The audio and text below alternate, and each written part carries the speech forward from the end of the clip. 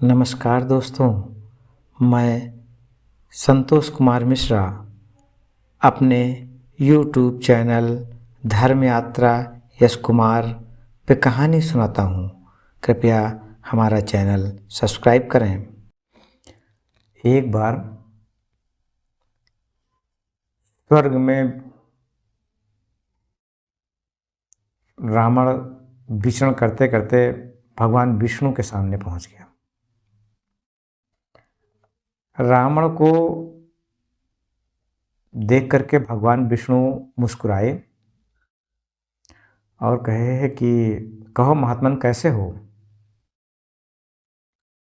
रावण ने बड़ी विनम्रता से दोनों हाथ जोड़ करके प्रभु के सामने नतमस्तक होकर के कहा, प्रभु आपके कर कमलों का आशीर्वाद है जो स्वर्ग का आनंद उठा रहे हैं।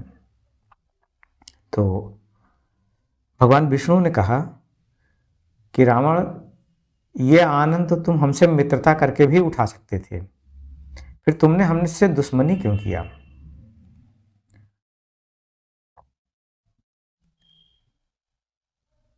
रावण प्रभु के सामने हाथ जोड़े खड़ा था। फिर प्रभु ने कहा कि रावण, हम अपने रामा अवतार में तुम्हें बार बार अपने भगवान होने की अनुभूति कराते रहे और फिर भी तुम हमसे शत्रुता ही बनाए रखे। तो रावण ने कहा कि प्रभु, आप हमें भगवान होने की अनुभूति कब कब कराए हैं और किस रूप में कराए हैं। तो प्रभु ने कहा कि देखो रावण, प्रथम बार हम तुम्हें हनुमान जी के रूप में कराए हैं और हनुमान जी तुम्हारे सभा में गए हैं और तुम्हारे सामने तुम्हारी लंका को जला दिए। जिस लंका में बिना तुम्हारे अनुमति के ना तो अग्नि जा सकती थी ना वायु जा सकते थे, फिर भी वही अग्नि तुम्हारे लंका को जला दी। और जिस लंका में तुम जब चाहते थे, जहां चाहते थे, इंद्र भगवान उतनी देर के लिए वहां वर्षा करवाते थे,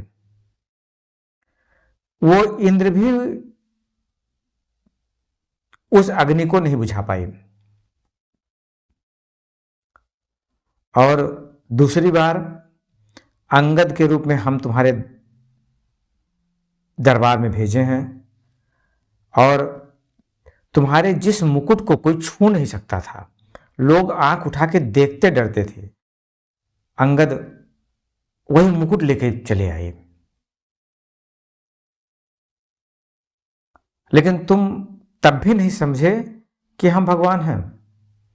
फिर हमने आखिरी में तुम्हारी पत्नी मंदोदरी के मुख से कहलवाया। तुम्हारी पत्नी ने तुम्हें बताया कि हम त्रिलोकीनाथ हैं, फिर भी तुम हमसे शत्रुता बनाए रखे। ऐसा क्यों किए? क्योंकि तुम यदि हमसे मित्रता करते तो जिस सुख का आनंद ले रहे हो, इसी सुख का आनंद हम तुम्हें अपनी मित्रता में भी दे सकते थे। तब रावण बड़ी मीठी मुस्कान के साथ अपने नयनों को भगवान के सामने झुका करके अपने दोनों हाथ जोड़ करके नतमस्तक होके प्रभु से कहा कि हे भगवान, हम भगवान शिव के भक्त के साथ साथ उनके दास भी हैं और भले ही महादेव आपके भक्त हैं, महादेव राम नाम का जाप करते थे, परंतु हमें सिर्फ महादेव की भक्ति ही स्वीकार है। आपने जब जब संदेश हमको दिलवाया तो ये कहलवाया कि जाके भगवान राम से दोस्ती कर लो, भगवान राम से मित्रता कर लो, भगवान राम के शरणागत हो जाओ। जो हमारे स्वभाव के विपरीत था। हम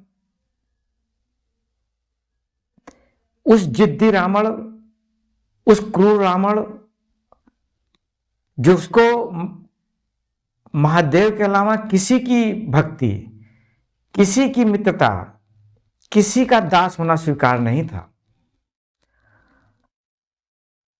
और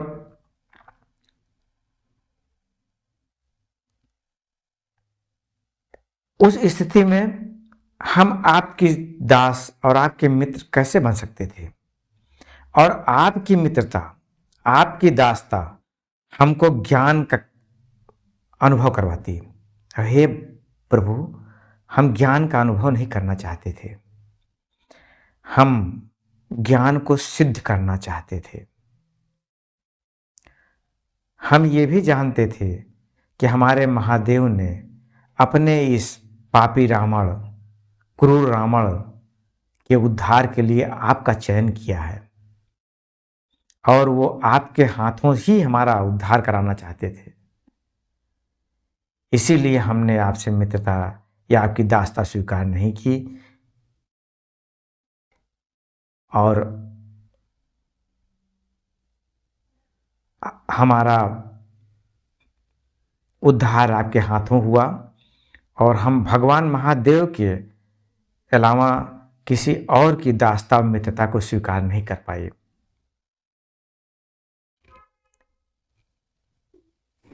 रावण प्रभु के सामने खड़ा था तो प्रभु बड़ी मीठी मुस्कान के साथ कहे, रावण, तुम महादेव के भक्त, अखंड भक्त हो। इसीलिए हमारे राम अवतार के दौरान जब जब लोग राम का नाम, हम भगवान के रूप में हमारा नाम लेते हैं, तो वहाँ शत्रु के रूप में तुम्हारा भी नाम लिया जाता है। अगर भगवान का उदाहरण के रूप में हमको कहते हैं कि प्रभु राम का राम राज्य हो, तो लोग ये भी कहते हैं कि वो तो शत्रु लोगों को, कि वो शत्रु रावण हो गया है। अगर नवमी में हमारी पूजा होती है, हमारा जन्मोत्सव मनाया जाता है, तो दशमी में तुम्हारा भी उत्सव मनाया जाता है, चाहे वो लंका दहन या रावण दहन के रूप में उत्सव मनाया जाता है। दोनों लोगों का उत्सव मनाया जाता है। आज भी पृथ्वी पर लोग ना भगवान राम को भूल पाए हैं और ना रावण को भूल पाए हैं।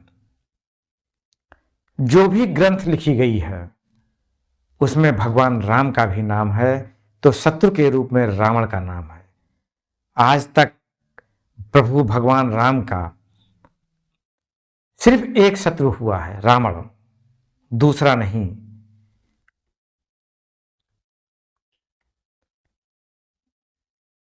तुम महादेव के भक्त हो, तुम्हारा भी नाम जाओ पृथ्वी लोक पे अजर अमर ही रहेगा, वो चाहे किसी भी रूप में हो, राक्षस के रूप में हो, शत्रु के रूप में हो, चाहे क्रूर के रूप में हो, किसी भी रूप में हो। रावण, तुम भी पृथ्वी पर चर्चा का विषय रहोगे। इसी आशीर्वाद को सुनकर रावण भगवान के चरणों में विधिवत दंडवत करते हुए जय सिया राम।